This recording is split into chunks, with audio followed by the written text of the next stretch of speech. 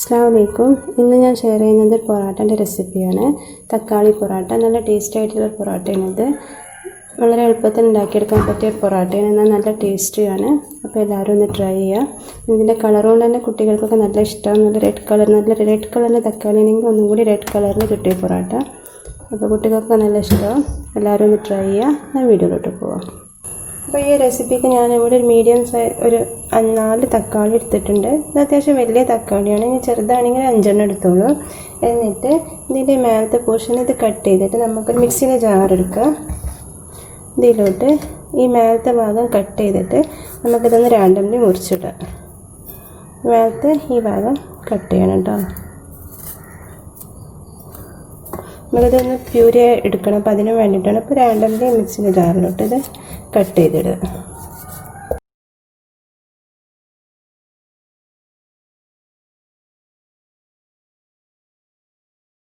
ഇനി ഇതിലോട്ട് ഒരു പച്ചമുളക് കട്ട് ചെയ്തതാണ്. അപ്പോൾ എരിവൊക്കെ നിങ്ങൾ ഇഷ്ടമനുസരിച്ച് കുറയ്ക്കുകയൊക്കെ ചെയ്യുക. കുട്ടികൾക്ക് ഉണ്ടാക്കുന്നത്. അപ്പോൾ ഒരു പച്ചമുളക് ഞാൻ എടുത്തിട്ടുള്ളൂ. അപ്പോൾ ഒരു പച്ചമുളക് ആഡ് ചെയ്യാം. പിന്നെ ഒരു 8-10 അല്ലി വെളുത്തുള്ളിയാണിത്. അപ്പോൾ അത് ആഡ് ചെയ്യാം. ചെറിയൊരു ഇഞ്ചി കഷ്ണം, ഒരു 1/2 ഇഞ്ചിൻ്റെ നീളമുള്ള ഇഞ്ചിൻ്റെ കഷ്ണം ആഡ് ചെയ്യുന്നുണ്ട്. ഒരു 1/2 ടീസ്പൂൺ ചെറിയ ജീരകമാണ്. ഇതിൻ്റെ ഫ്ലേവർ ഇഷ്ടമുണ്ടെങ്കിൽ ആഡ് ചെയ്താൽ മതി. ഇത് ആഡ് ചെയ്യാം. ഇനി ഇത് നന്നായി നമുക്കൊരു ബ്ലെൻഡ് ചെയ്തെടുക്കണം. പ്യൂരി ഫോമിൽ ബ്ലെൻഡ് ചെയ്തെടുക്കണം. ഞാൻ ഇതൊന്ന് ബ്ലെൻഡ് ചെയ്യട്ടെ. അപ്പോൾ ഇത് ഞാൻ നല്ല പ്യൂരി പോലെ അരിച്ചെടുത്തിട്ടുണ്ട്. അതിൽ കഷ്ണമുണ്ടെങ്കിൽ പ്രശ്നമൊന്നുമില്ല കേട്ടോ. അത് നല്ല ഭംഗിയുണ്ടാകും നമ്മൾ പൊറാട്ടയിൽ കാണുമ്പോൾ. അപ്പോൾ ഇത് ഞാൻ ഈ ഒരു വലിയ പാത്രത്തിലോട്ട് മാറ്റുകയാണ്.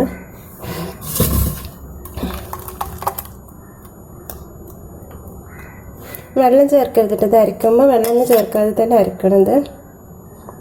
എന്നാലും നമുക്ക് ടേസ്റ്റ് ഉണ്ടാവുള്ളൂ. ആവശ്യത്തിനുള്ള ഉപ്പ് ആഡ് ചെയ്യുക. ഒരു 1/2 ടീസ്പൂണോളം ഞാൻ ഉപ്പ് ആഡ് ചെയ്യുന്നുണ്ട്.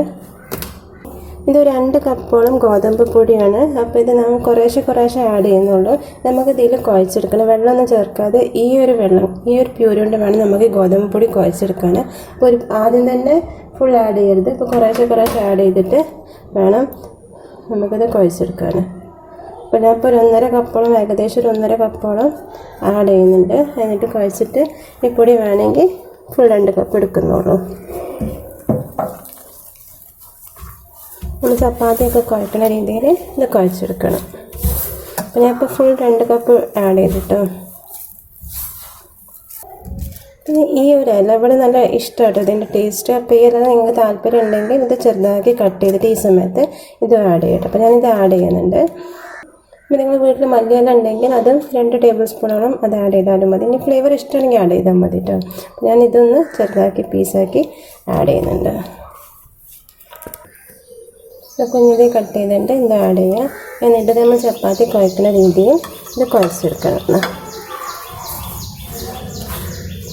അപ്പോൾ ഇതായിട്ട് ഞാൻ കുഴച്ചെടുത്തിട്ടുണ്ട്. അപ്പോൾ ഞാൻ പിന്നെ ഒരു 1/2 കപ്പോളം പൊടി എടുത്തിട്ടുണ്ടായിരുന്നു. അതിന് ഇത്ര ബാക്കിയുണ്ട് കേട്ടോ. അപ്പോൾ 3 ടേബിൾ സ്പൂണോളം പിന്നെ ആഡ് ചെയ്തിട്ടുണ്ട് പൊടി. അപ്പോൾ 2 കപ്പും പ്ലസ് 3 ടേബിൾ സ്പൂണും ഗോതമ്പ് പൊടിയാണ് ഞാൻ ഉപയോഗിച്ചിട്ടുള്ളത്. അപ്പോൾ അത് ഒരു തക്കാളീൻ്റെ പ്യൂരി അനുസരിച്ചിരിക്കും കേട്ടോ. അപ്പോൾ വെള്ളമൊന്നും ചേർക്കാതെ ആ പ്യൂരിയിൽ നമുക്ക് ഈ പൊടി കുഴച്ചെടുക്കണം. അപ്പോൾ അത്രയും പൊടി അത്രയും പൊടി നമുക്ക് എടുക്കാം കേട്ടോ. ഇത് കുഞ്ഞു ബോൾസ് ആക്കിയിട്ട് നമ്മൾ സാധാ ചപ്പാത്തി ഉണ്ടാക്കുന്ന രീതിയിൽ പരത്തിയെടുക്കണം. ഇപ്പോൾ പൊറോട്ട ആയതുകൊണ്ട് ഞാൻ കുറച്ച് വലിയ ബോൾസ് എടുത്ത്, ചപ്പാത്തിൻ്റെ അത്ര കുഞ്ഞതല്ല, കുറച്ച് വലിയ ബോൾസ് എടുക്കുക. എന്നിട്ട് പ്ലാറ്റ്ഫോമിൽ കുറച്ച് പൊടി തടവി നമുക്കിതൊന്ന് പരത്തിയെടുക്കണം. അപ്പോൾ ചപ്പാത്തിൻ്റെ അത്ര കട്ടി കുറവല്ല, കുറച്ചൊരു കട്ടിയിൽ വേണം പരത്തിയെടുക്കാൻ. പൊറോട്ട ആയതുകൊണ്ട് തന്നെ ഇച്ചിരി കട്ടിയിൽ വേണം പരത്താണ്.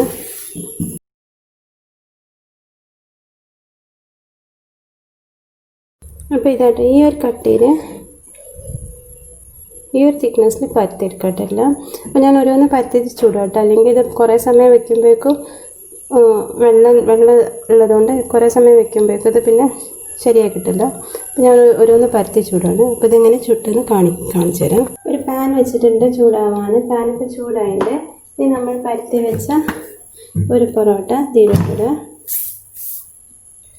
ഇതൊന്ന് വെന്ത് വരുമ്പോൾ മറിച്ചിട്ട് ഒന്നും കൂടി ആയി വരുമ്പോൾ ഒന്നും കൂടി മറിച്ചിട്ട് ഇനിയാണ് നമ്മൾ നെയ്യ് ആഡ് ചെയ്യുക. നെയ്യ് തേക്കേണ്ടത്. ഇത് ഓയിലാണെങ്കിൽ ഓയിൽ തേച്ചാലും മതി.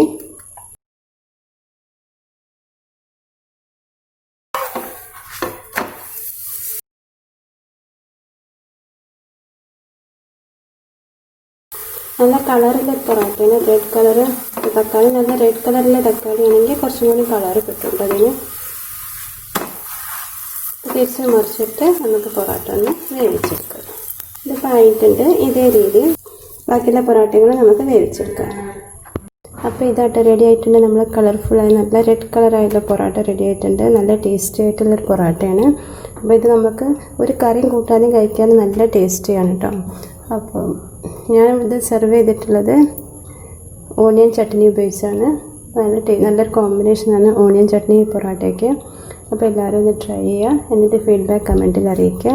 ഇഷ്ടമാവുകയാണെങ്കിൽ ലൈക്ക് ചെയ്യുക, ഷെയർ ചെയ്യുക, സബ്സ്ക്രൈബ് ചെയ്യുക, കൂടെ ബെല്ലൈക്കണും ഒന്ന് അമർത്തുക. Thank you. Thanks for watching.